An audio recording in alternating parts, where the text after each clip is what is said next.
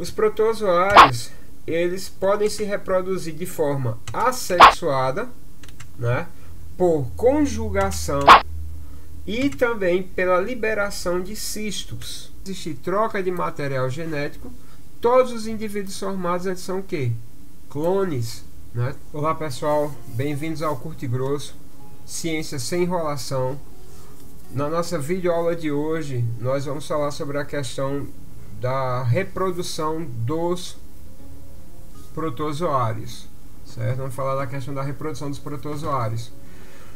E só relembrando, se você quiser ter acesso aos slides dessa aula, é só ir lá na descrição do vídeo, tem lá o link, que você pode baixar esses slides gratuitamente. Se você é professor, precisa de um bom material para dar aula, pode baixar e usar em sua sala de aula, que aí você vai estar me ajudando, fazendo propaganda aqui do meu material, do meu canal, ok?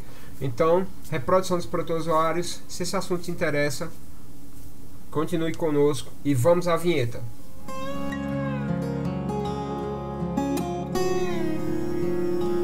Bem pessoal, como eu estava falando, vamos ver aqui a reprodução dos protozoários na nossa videoaula de hoje, né? E aí basicamente em relação à reprodução dos protozoários, nós temos o seguinte. Vejam bem, primeiro, os protozoários, eles podem se reproduzir de forma assexuada, né, por conjugação e também pela liberação de cistos, né, que nós vamos ver cada um deles. Além disso, também por divisão binária. Então, basicamente, essas são as quatro formas básicas que os protozoários eles podem se reproduzir. No caso aqui, ó, de forma assexuada, por conjugação, liberando cistos e por divisão binária. Lembrando que nós vamos ver as características de cada um desse tipo aqui na nossa aula, né? Primeiro vamos falar um pouco sobre a questão da reprodução assexuada. No caso, pessoal, o que vai caracterizar uma reprodução assexuada? A reprodução assexuada, basicamente, ela é caracterizada pela ausência de troca de material genético, né? Não existe a participação de gametas, no caso de um espermatozoide e de um óvulo, né? Não existe troca de material genético nem a participação dos gametas. Lembrando que os gametas eles são as células reprodutivas, né? Outra característica básica na reprodução assexuada, todos os indivíduos gerados eles são clones, né? Vão ser clones no caso aqui. Como assim? Quer dizer, um indivíduo ele vai ser o clone de outro. Por isso que na reprodução assexuada ela vai ter outras duas características. Primeiro, geralmente eles geram uma grande quantidade de indivíduos. E segundo, como eles são geneticamente iguais, aí entra a eficácia dos antibióticos, né? No caso aqui. Aí como exemplo aqui, eu vou ter aqui esse protozoário, né, que causa Trypanosoma cruzi, que causa a doença de Chagas. Deixa eu mudar a cor aqui rapidinho.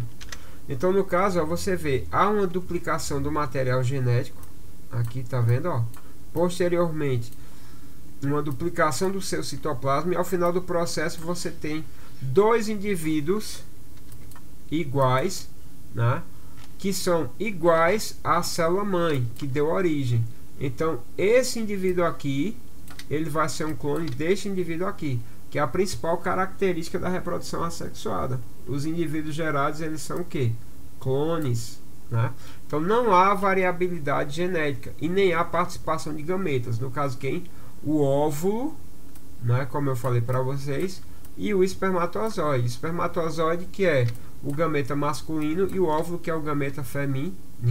Então essas são algumas das principais características da reprodução assexuada.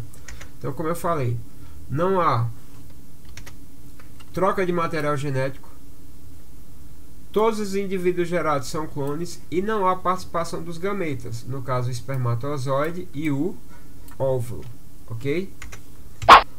Depois disso, da questão da reprodução assexuada, nós vamos ter o seguinte, ó, vamos falar sobre o processo de conjugação.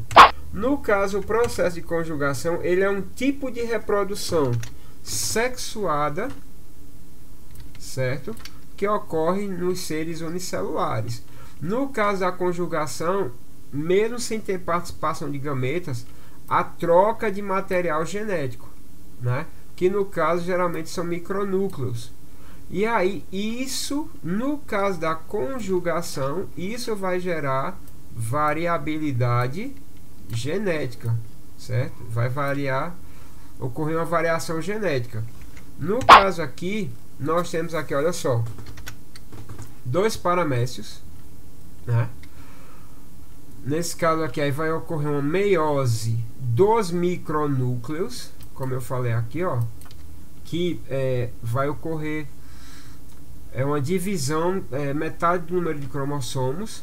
Aí você vai ter degeneração de 3 micronúcleos, tá vendo aqui?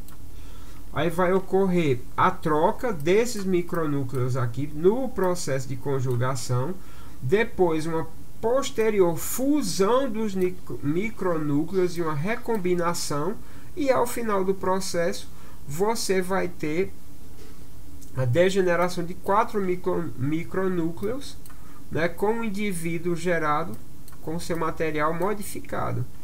Então veja bem, no caso aqui, quais são as características básicas do processo? Primeiro, vai ocorrer troca de material genético e vai ter uma modificação ao final do processo, uma modificação do material genético. Então, no processo de conjugação, ele vai gerar variabilidade genética. É basicamente assim, pessoal, que as bactérias adquirem resistência em relação aos antibióticos, certo?